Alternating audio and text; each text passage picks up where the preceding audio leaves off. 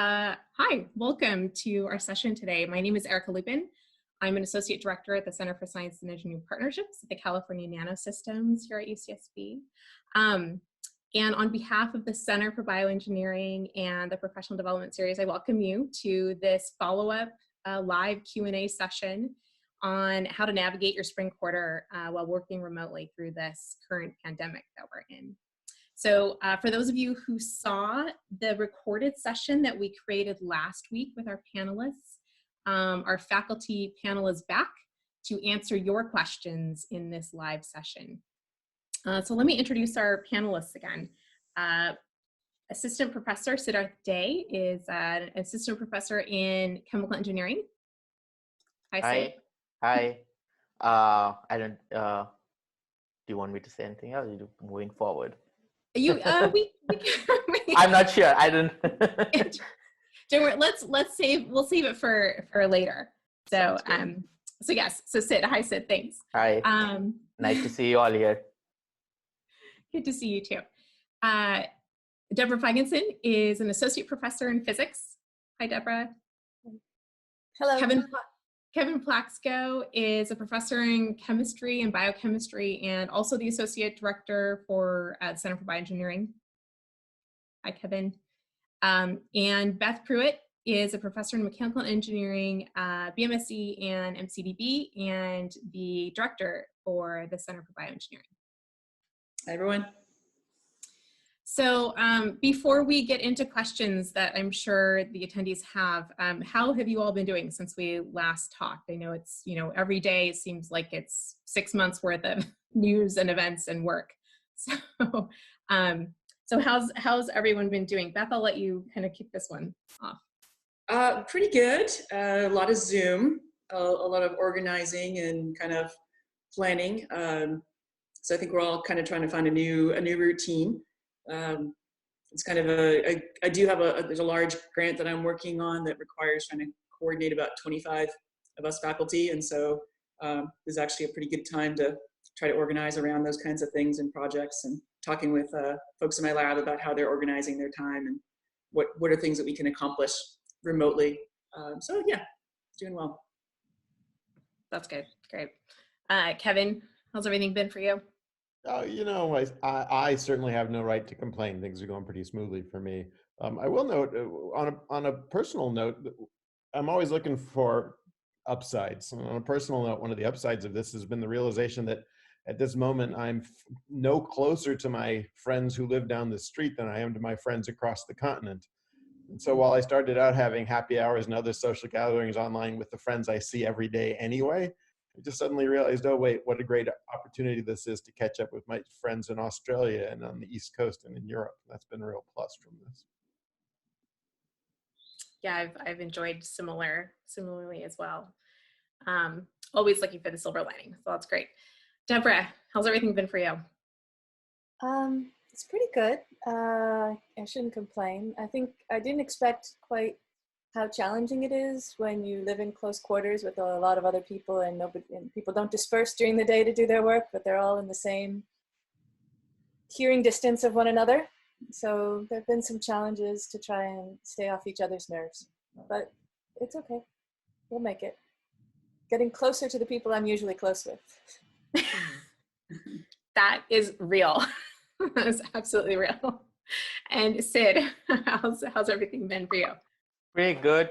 I mean, it's always interesting. My wife is in the other room, and so there's like constantly you're hearing meetings going on like all the time. So that's that's kind of different. Other than that, had a chance to hang out, catch up with some old friends, undergrad friends, 15 years. So, those kind of things that where we decided that we wouldn't wait till the next pandemic to do something like this, but I'm sure, and then a bit of writing and, teaching has been interesting sort of. So, things to keep you busy. Yeah. Yes, you're going to have a full quarter. So everyone, please feel free to post your questions to the chat box. We'll look forward to answering the questions that you have that you'd like to kind of discuss during this time. I will start off with one just to get us thinking about, how we're going to be kind of productive during this time. And one of the standard bits of advice, as we kind of touched on a little bit, is how to make your space conducive to working while you're at home. We're all in very different spaces than we typically are on campus. Some are better, some are worse. And so what are you each doing to make your workspace as distraction-free as possible? Anyone who wants to start, jump in. I found headphone helps if you're in a small place in an apartment. uh, um,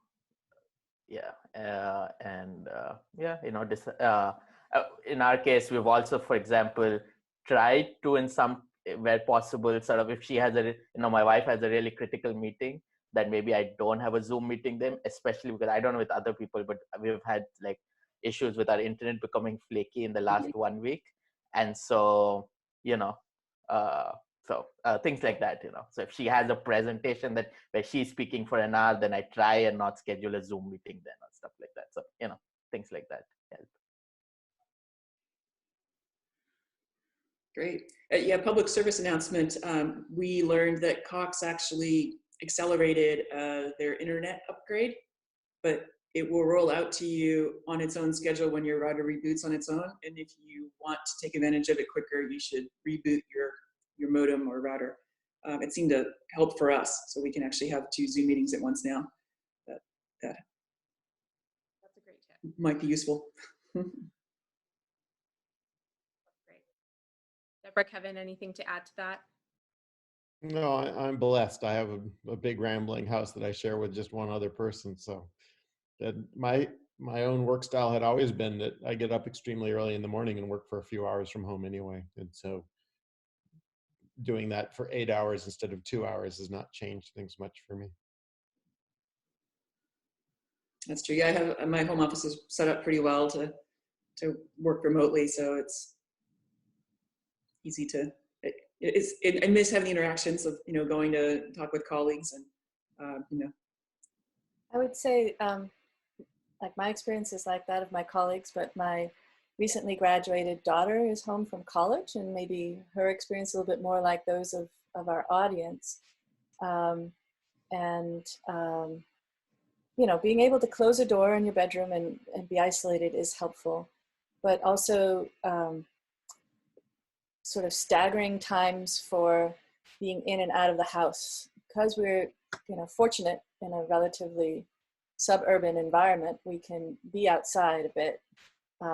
Just that ability to get away a little bit from all who are there and maybe at different times makes it feel a little bit less on top of each other. I don't know if that would help, if that's even an option where our students are living. Yeah, I think is anyone having kind of particular challenges around how to, plan their day, their work day, or sort of schedule their time? Oh, great. Okay. So okay, we'll go to this question. So what do you suggest for grad students to do now that they can't do experiments, especially those who have passed candidacy but are not close to graduation? So in the middle section where you're really supposed to get a lot of work done, but it might be slow work. What's the advice for being productive and making progress while not being at the bench top, presumably? Beth, do you want to take this one first? Sure. So I think we touched on this a little bit last week in the recorded session, but if you have some data, if it's an experimental project that you're doing, and you have some data from old experiments, looking at it in new ways, such as talking with a postdoc in our lab who was originally going to discard some videos from her analysis because they weren't quite perfect, but there are actually, upon further reflection, she's going back to look through those and finding that if she trims out some of the noise at the end, et cetera, that she's actually kind of taking time to think about her data in a new way, which is cool. And if you don't have as much data as you'd like kind of in the can to think about your ways of analyzing it, thinking about, I think this was Sid's suggestions from last week, was thinking about what those data are going to look like. and how you would actually, what is the plot going to look like? I think that was another suggestion from Deborah too, and making kind of like organizing those lists of what are the experiments. And I really loved your suggestion, Deborah, of the business cards, you know, that you can bring them out every day and lay them out and prioritize them and then restack them. So I'm going to switch from sticky notes to business cards or something similar. But yeah, I think that planning those experiments and what those figures are going to look like, because once you have the data, how you're going to process out the noise. And there's an awful lot of data out there these days, you know, increasingly as journals are requiring, and the NIH and NSF are requiring us to share our data when we publish.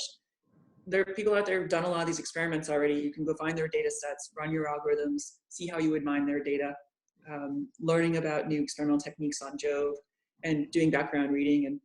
And increasingly journals are saying like, hey, we're gonna have entire special issues dedicated to review papers this fall, because we recognize that's something that we can do right now. And so that background research of reading literature is a really good thing to do. And obviously, you know, you can saturate really quickly on that. So in our lab, we're trying to set a goal of like, we've got one journal club a week where someone picks the paper that we're all going to read, and then everyone is reading one other paper.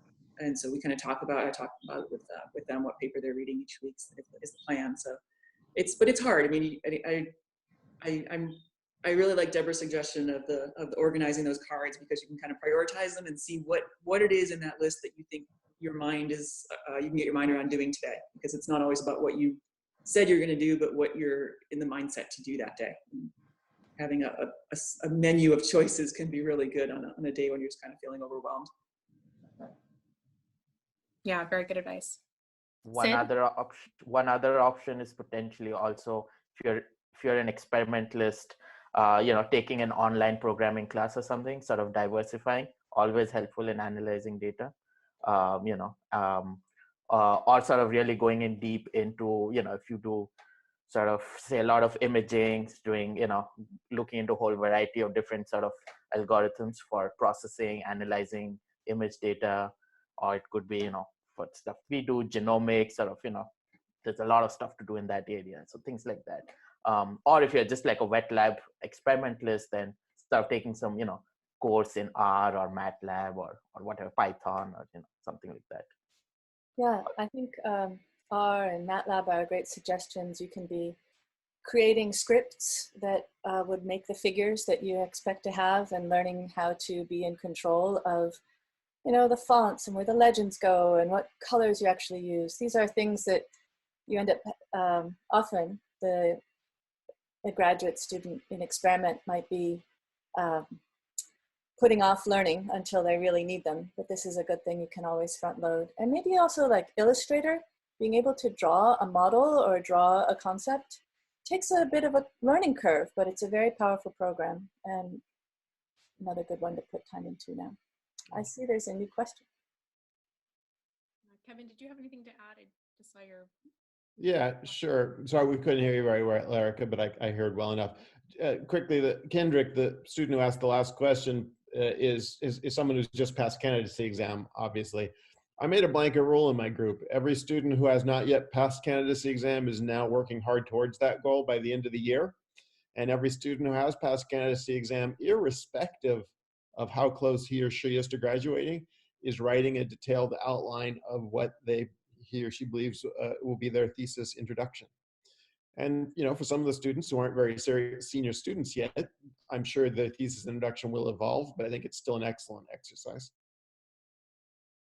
Yeah, that's all I think really, really helpful advice. And maybe it gets at making sure that each of you as students are having clear communications and frequent communications with your advisor to outline, you know, how you can best be making progress that aligns with where you are in your current research program. So, so let's see, we have another question. So what tips or advice do you have on how to make your Zoom meetings more efficient?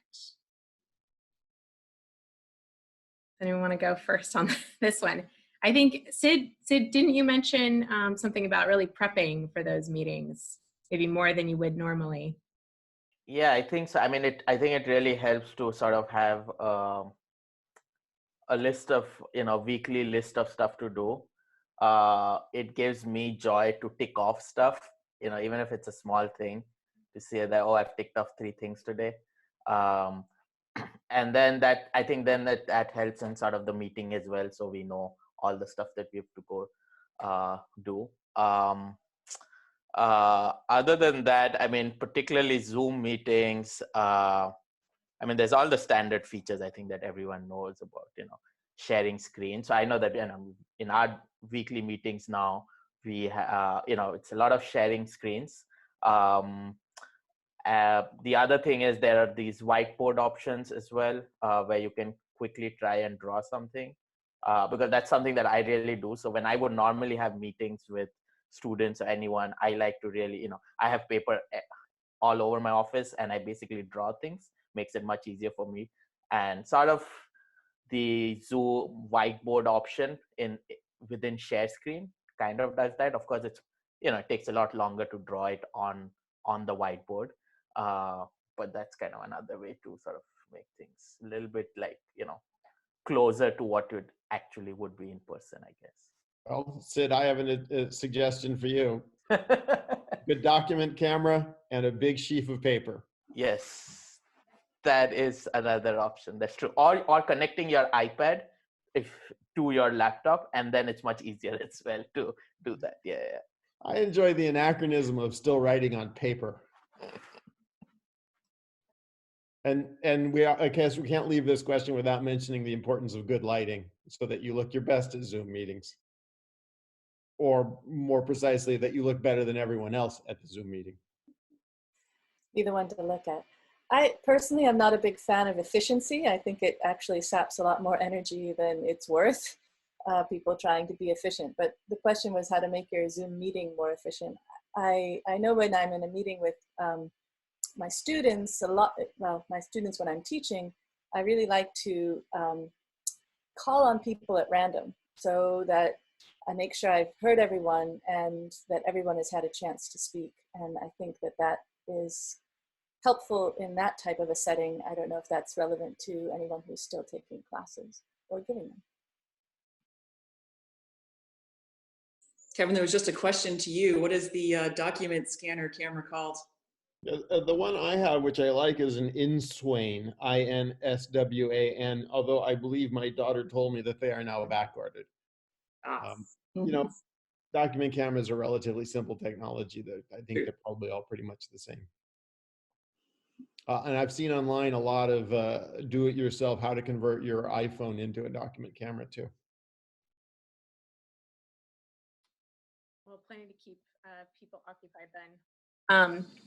So following up kind of on this Zoom meeting and communication efficiency, what kind of advice do you have for specifically keeping communication effective with your advisor, especially your advisor, your PI, or potential collaborators who maybe you don't see on a daily basis, or wouldn't have been seeing on a daily basis, but you really need to keep up that strong communication. So now it's even harder that everyone's remote, and also that people are dealing with different schedules, different limitations in their days.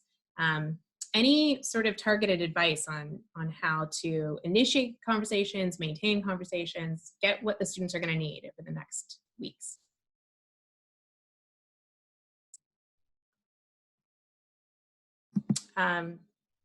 Deborah, do you want to, or Kevin, please? With all of my graduate students, I've instituted regular twice weekly meetings. I've started taking copious notes during those meetings because one of the things I've noticed is that a difference between a Zoom meeting and an in-face meeting, it's harder for me to keep track of what was decided at Zoom meetings for some reason. And that's making it more efficient too when we have the next meeting for me to step through the list from the previous meeting to ask how progress is being made on each front. I haven't yet encouraged my students to similarly take lists, but I'm about to. I think it'll help them too. I think I've found that, oh, sorry, go ahead. It's okay. I've sort of found that as well, that it's a little bit harder to keep track of in Zoom meetings rather than the in-person. So one of the things I've done for some of my students who are, say, writing papers, it's different. They're sort of writing papers and it's easier. But for some of the other students, I've asked them to start a Google Docs and share a Google Docs where we sort of keep track of, what we're doing and how things are evolving.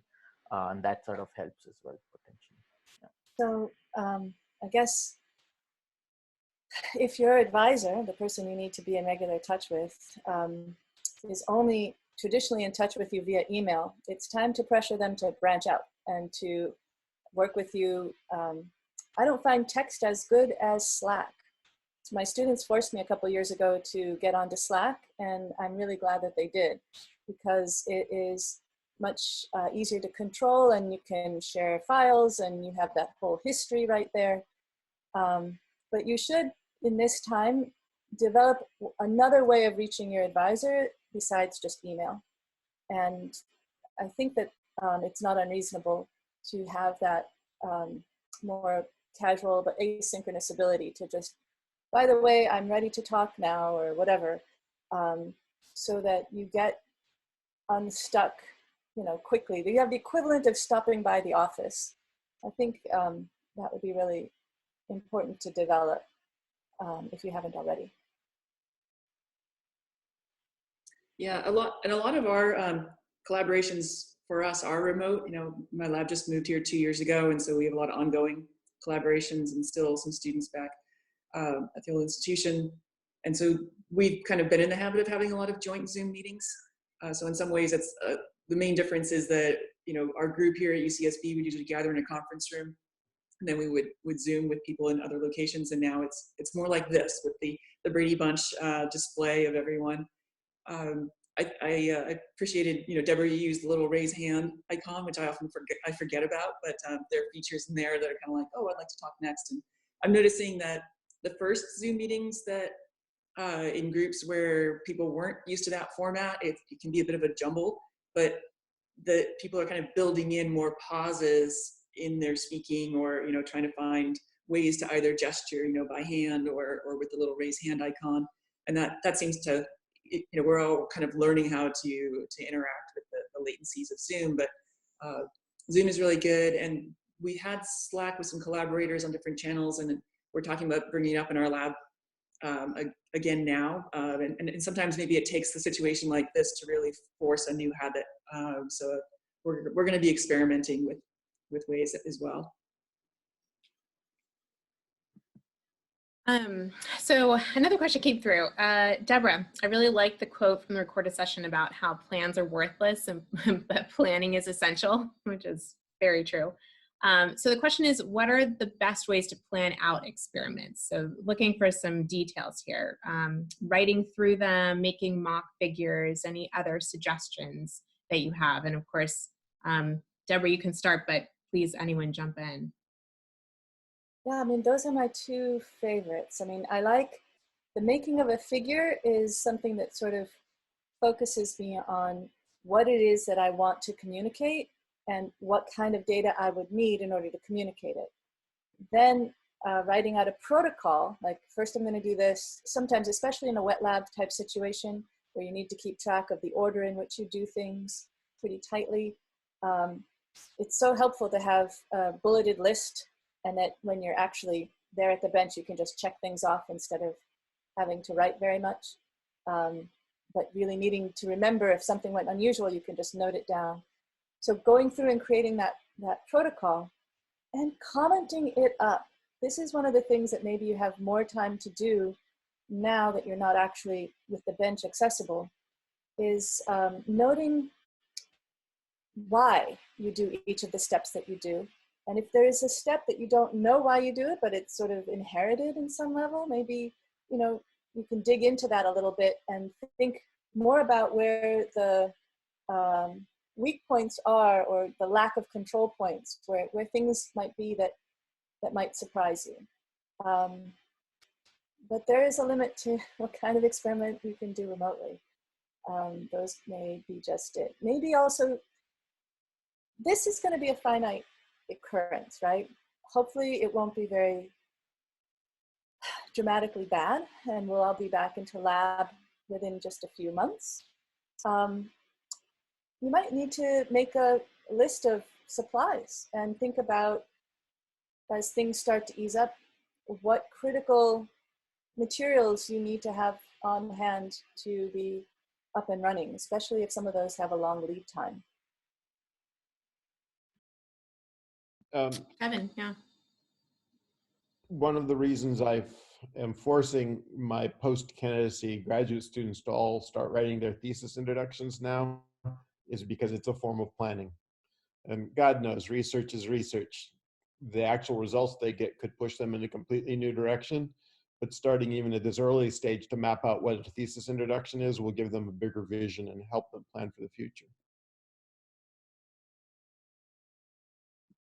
Yeah, I think there was a similar suggestion to work on graphical abstracts and sort of thinking about, the bigger picture. How do you communicate your, entire project or portion of a project that you're going to soon be writing about in a graphical format? And that can always point out gaps and holes in how you're, explaining the project, what experiments you need to be doing to have solid evidence to back up your design and your thesis. So I think that's also another good opportunity to use here. And I'm also wondering, what advice does anyone have, or has anyone done this, for especially the experiments that maybe you've really been stuck on, and maybe you have, you've gone through those experiments, but they've been really troubling experiments. Can you go back and review your notes and kind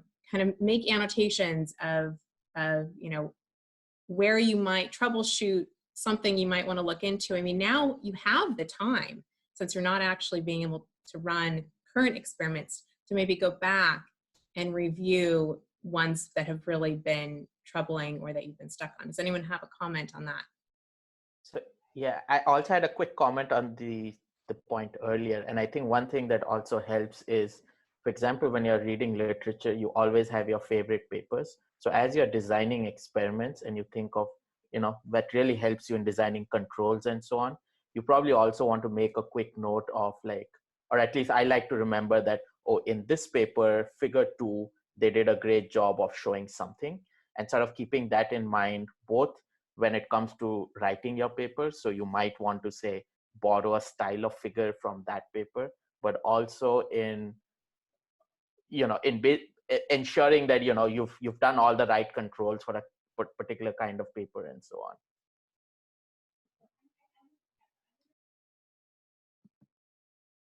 Anything else to add on that topic? I think those are good tips. Yeah, really figuring out how you're going to visualize the data, analyze the data. If you need script analysis, what are you going to plot? What's the XY? Mock up those figures. Statistics, thinking carefully about statistics as well. And what are the right statistics and how you go about doing that.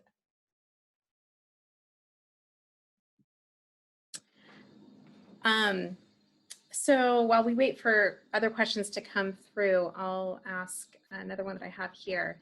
So what about for those who primarily are working on a project alone, without the need for a lot of collaboration or a lot of input?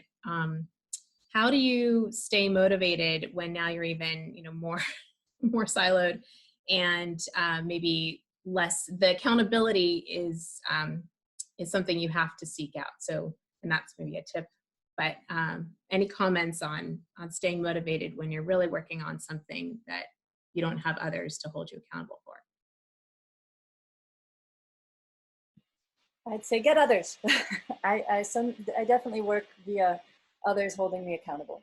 And so even if it's, a friend who has a totally other thing that they need to be held accountable for, we're not working together in any sense of the science, but I'll sometimes, just declare, no, this is what I'm going to do today, and check up on me at 3 or something. It's helpful not to be too isolated.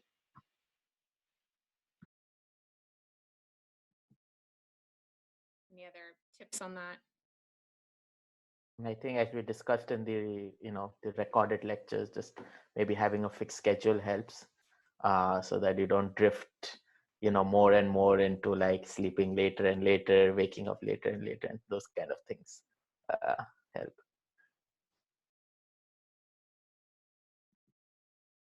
I know that it's happened to me a little bit, so yeah.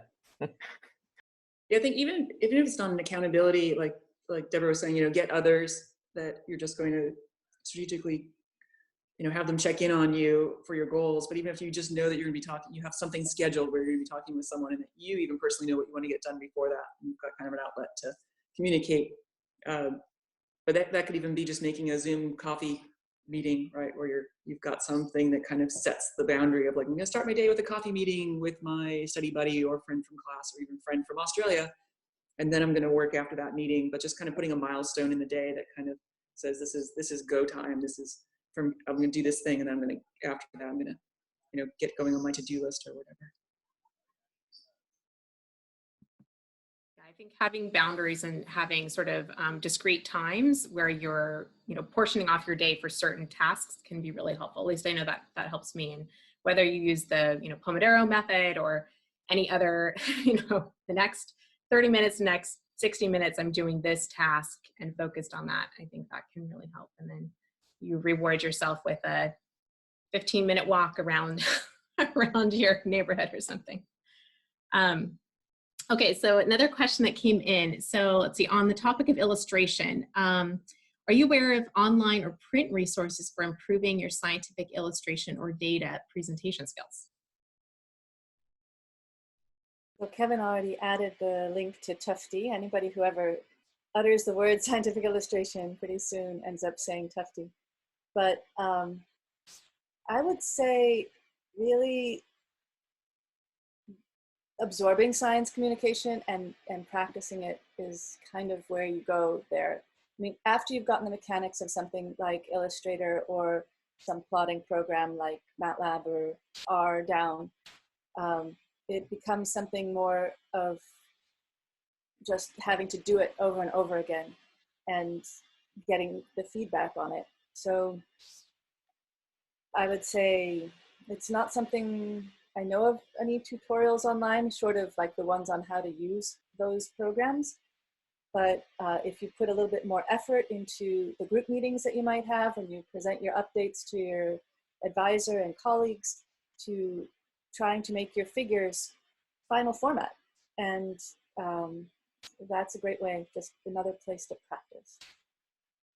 We often, it feels like wasted effort sometimes, I know, but when we're writing up a manuscript, often we end up playing with 3, 4, or more versions of a figure, right?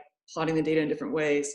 And just kind of, Tufty's a good start, but just going and looking at all the ways you can plot, even statistical analysis, get statistics embedded into your figures for data, whether that's violin plots, and are those going to help you show variability in X and Y, or histograms? Are you really focused on one parameter mean and box plots or things like that? But kind of a lot of that is in statistical packages, right? In terms of like how to use the stats package, and then there'll be examples of different figures. But I really like Sid's suggestion of go and read through kind of your favorite papers and the figures that really, when you look at them, what the figure is trying to tell you. And Tufty's a good suggestion. His workshops, I don't think you can. It'd be great right now if you could take his workshops online virtually, because they're usually like a one-day in-person thing. But I also know someone in our lab went to a talk recently at Morale. Ram Seshadri shared his slides on making great graphics, and maybe we can reach out to him and see if we can post a link to those with this with the videos of this panel. So I thought there were some good tips in there about making clean figures, and they're very, it's very Tufty-esque advice as well, but he put together a nice presentation on that. So. If I remember correctly, he has some of that on his website. Yeah, he does, I think. Yeah. Oh, great. We'll just his website. Yeah. This event page. Thanks, Sid. To reiterate something that Beth just said there, every one of my students will tell you that I have told them 50 or 100 times each that making good figures is an experimental science. We try a million different iterations and a million different approaches to every figure. And Liam just posted another link as well, so everyone can check out the chat bar for that. Another figures and sort of general graphics is Jean-Luc Dumont. Principe, his website, and he hasn't come to campus in maybe 2 years now. But he's also a strong proponent of clean and concise, effective figures. So he's really good as well. And we can post, maybe we can collect all these websites and send them out to the group or post them on the website, on the CBE website. Yeah, that'd be great. I don't know if, Erica, you have an easy way to capture that. I was trying to use my phone to capture the chat, but I can't do it while I'm in host mode to to grab the links. There's a way. It actually records the chat for you as well when you're recording. Right. It does, but so that's why I was trying to show the chat. But in terms of people going to click on a link, like a long Amazon link, if there's a way to capture that screen, like clear text that people could copy paste later, if anyone has a way to do that, I think you have the ability to click on it as not host and not have it take over the whole screen, like it would for me. Yeah, these are all really good suggestions, and I think John Luke, I've heard him speak before too. My favorite quote from him is the last thing you want to do is show a picture of a horse in your paper and have a caption that says "picture of a horse." Why are you showing me the horse? What did that horse do?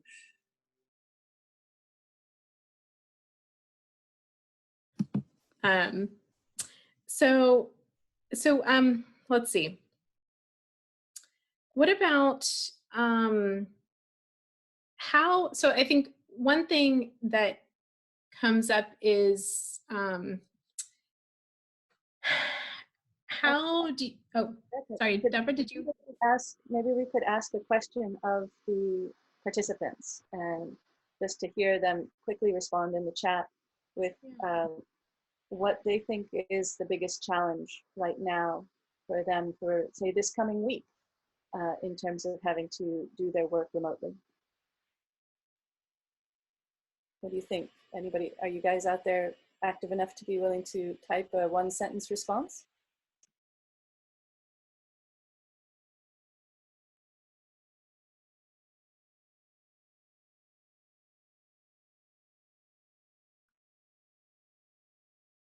or things that you've heard your peers or your friends mentioning have been a challenge or something they're wondering how to handle?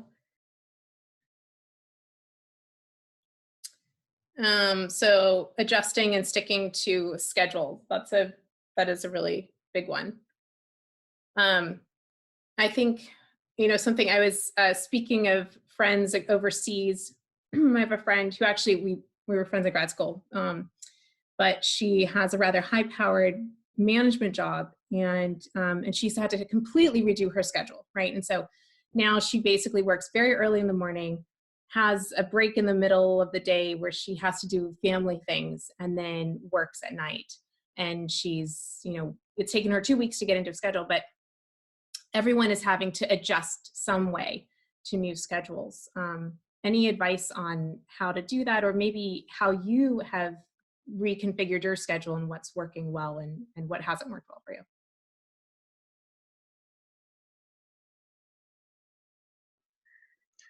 Well, we've scheduled more frequent, like Kevin was saying, the one-on-one meetings just kind of as a check-in without even an agenda. And then if there is an agenda of something to discuss, then we schedule a longer, 1 hour one-on-one meeting. And that helps me to know that I can check in with everyone to see how things are going. It also keeps me accountable of, really trying to be proactive about how to think about each individual person's case and what's going to help them move forward. So having some kind of just touch point in the week, and I like, I really like the suggestion I think multiple people have said is just kind of whatever your accountability chain is. And so, for me, I get the accountability chain of talking with everyone in my group one-on-one, plus some of those have already converted into longer meetings this week. Other ones will convert to longer meetings next week. Committee meetings and the usual stuff that we have. And, really just using my calendar to basically say I need to work on these 5 things. So from that business card stack, right, being like, okay, I'm just going to put in my calendar, my aspiration is to work on this topic for 3 hours, my, grant X, and just whatever it is, I'm going to work on that grant just for that morning. And if I fail to do it, it's usually because I go to decide that that's not on my brain at the moment, and I go and pick something else from the list but just having in my calendar, like, oh, that's what I'm supposed to be working on this and just kind of programming out the week, at least gives me a plan. And as Deborah said, the plan is useless and I don't always follow it, but that exercise of filling out my calendar. So like, it kind of always looks like this. I put in blocks of times of things of what I intend to work on, whether I accomplish it or not. I just try to remind myself of what are the things that I want to do. And then I can just, my calendar acts as its own kind of accountability, and it's all color coded. So, by lab calendar, personal calendar, work calendar, all kinds of shared calendars. So I can kind of just at a snapshot see like, this is what I'm supposed to be. This is who I'm accountable to. These are lab events. These are things that are like my own personal goals to move forward, for this deadline or this manuscript, whatever. But I find it's helpful to just kind of transfer those business cards into little events in my calendar, and then just be flexible about rearranging them.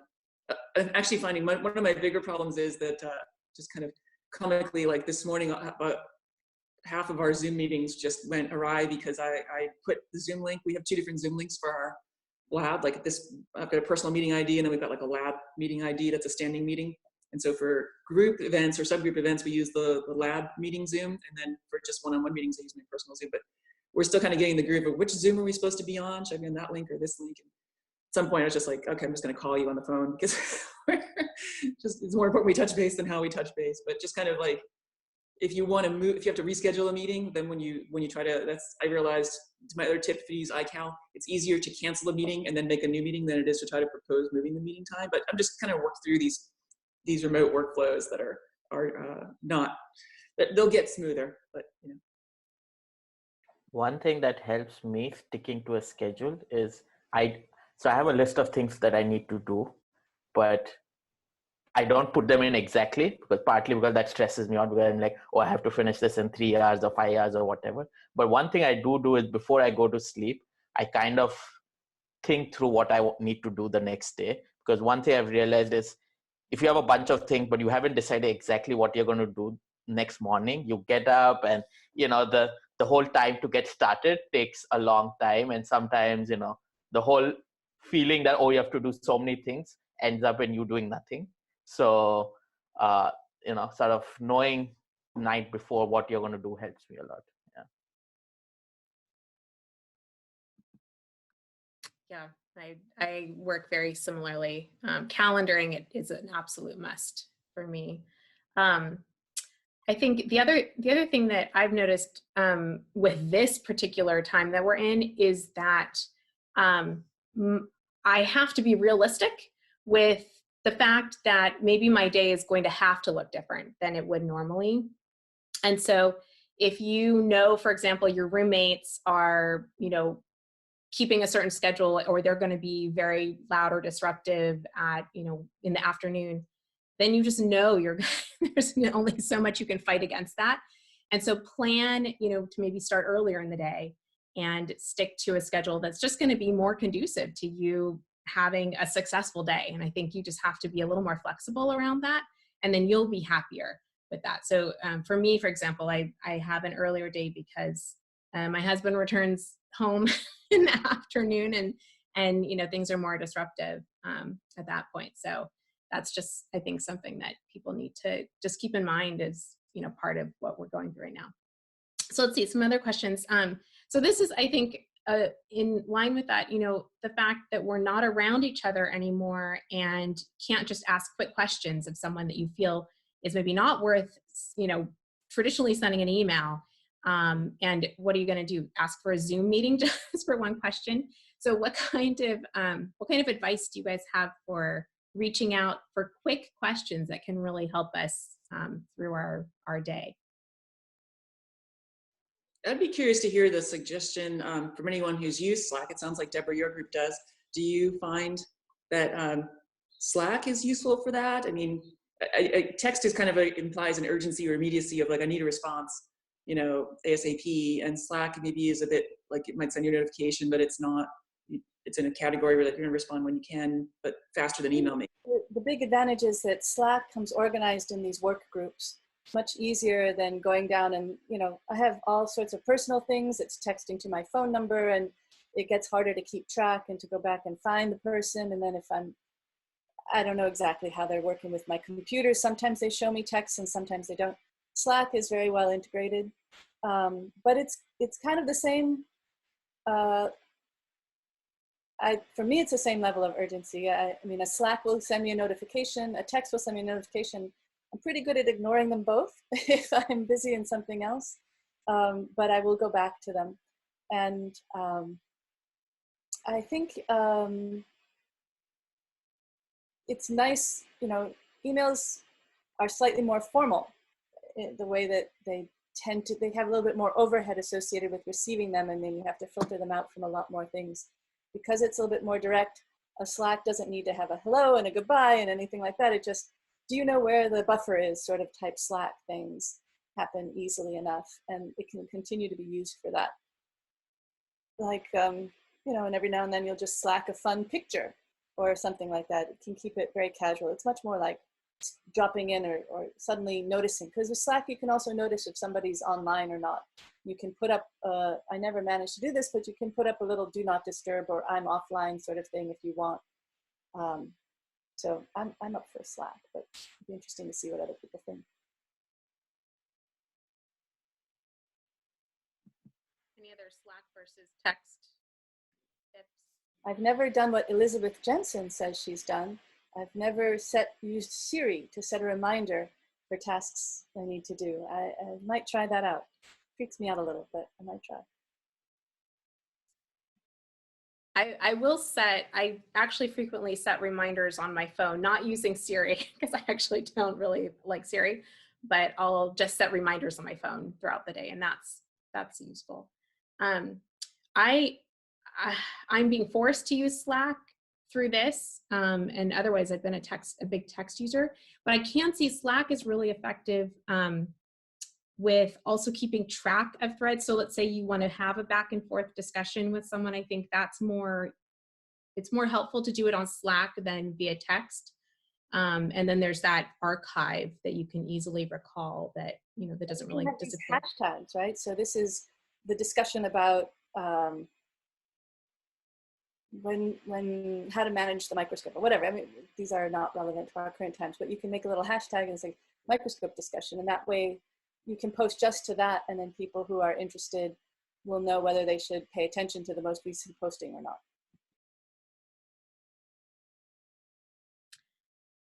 So what about just sort of, you know, we might be in this for a little while and thinking about longer term, you know, this is just week, 3 for some people, week 2 for others. But there's a lot of socializing and just being around each other that impacts how we feel and therefore, you know, sort of how well we're able to work through our days. What kinds of advice do you have for students as they start to miss that connection, and you know, and how to kind of prevent each of us from feeling too isolated, even though we might have to be physically isolated? Are there things that that they can, you know, that students, that either you're suggesting for your lab group to be doing on their own, you know, apart from you, because some of that's also important, right? Or other ideas that you've heard your students saying they're starting to implement? Well, I know some of my students are talked about going out for walks. You know, you can actually go for a walk. You're going to be walking out in the park with strangers. There isn't any reason. You know, I met up with a colleague the other day, and we just walked 6 feet apart at the beach with my dog, right? And so we've got plenty of space, as it's been pointed out here, and we're fortunate that even though a lot of state beaches and state parks have closed, that a lot of these are county around us, and so we should really be taking advantage of the opportunity to meet outdoors, you know, from a safe distance, and, you know, get outside to meet, you know, something. It's not meeting in person to talk about something like look at my figure or anything, you know, but just that social interaction. We all need to get out for walks, and when you go out, like I said, you see there's not a ton of people are taking it very seriously. So we live near a park, and it is less crowded than usual, I would say, over by Douglas Preserve, and it is fairly easy to walk a distance away from strangers and to walk talking distance from people that you know. and still feel like you're honoring the shelter in place and maintain distance. And so I guess I would encourage people to consider, meeting at a beach or someplace, right, where you can see each other and just kind of talk without the encumbrances that go with Zoom latency or whatnot. Maybe this can be a channel on everyone's Slack. So get out and connect somehow channel. Any other advice? Well, on the lighter side, again, I have the advantage of a young person at home to keep me a little bit aware. There are games that you can actually play with people through the internet that can be really fun. That everybody has the same sort of game board and then they're all talking and stuff. Definitely spend some time making sure you cultivate those connections. You don't just have to be getting together to chat. You can be getting together to do a kind of activity like that. I hear that you can like synchronously stream a Netflix or something and have comments going and pause all together at the same time. So those kinds of things help you feel a little less alone. I'm going to put in a plug here. My partner and I had a really lovely simultaneous dinner date with my daughter, who's in college, and her partner. And so I'm telling all of you to do that with your parents. Oh, yeah. Yeah, I will add that my 85-year-old mother, whose son kindly just bought her first smartphone recently, absolutely loves FaceTime, which is pretty adorable. Yeah, I think this is a really, it's a great opportunity to maybe reach out a bit more, especially to your family members who might be even feeling more isolated than you. And so thinking, I think, the advice is always, whenever you're starting to feel, overwhelmed or alone, to reach out to someone else, right? And so this is that time to do that and think about the people in your family and in your circle. And Erica, have you caught up with your father lately? Yes. So my dad is at the university, although we see each other. So yes, we have weekly porch meetings.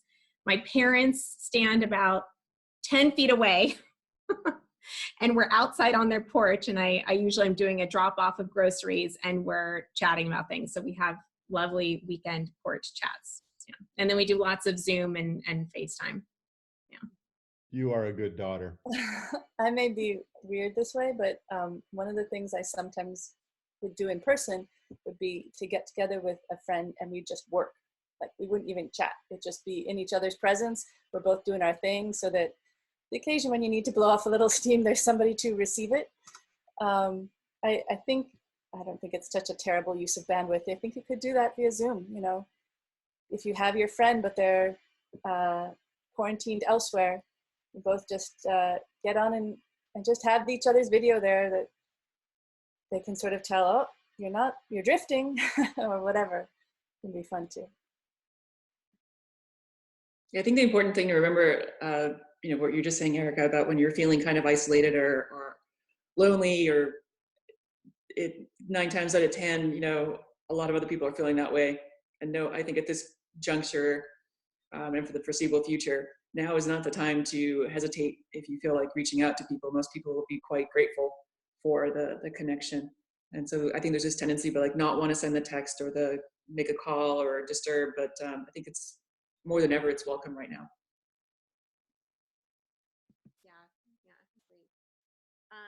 I'm going to have to excuse myself and get ready for my next Zoom meeting. Yes. I hope this was useful to the audience whose faces I don't see. It was useful to me. I took several notes.